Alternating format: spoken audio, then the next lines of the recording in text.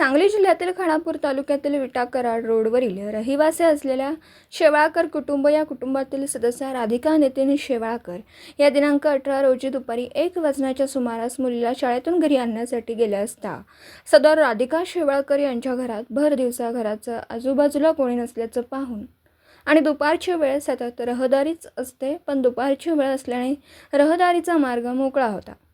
याचाच काही अज्ञात चोरट्यांनी घरात प्रवेश करून जवळपास 5 तोळेहून अधिक सोन्याच्या दागिन्यांवर अज्ञात चोरट्यांनी डल्ला मारून भर दिवसा गजबजलेल्या वस्तीतून ही चोरी करून चोरटे तेथून पसार झाले.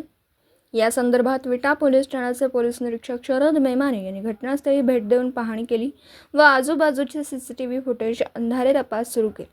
या चोरीचा तपास विटा पोलीस ठाणे गुन्हे प्रकटीकरण पथकास पाचारण करण्यात आला. भर दिवसा ही चोरी झाल्याने एकच खळबळ उडाली. दिवसभरातील घडामोडींचा आढावा घेण्यासाठी पाहत रहा N24 मराठी न्यूज चॅनल.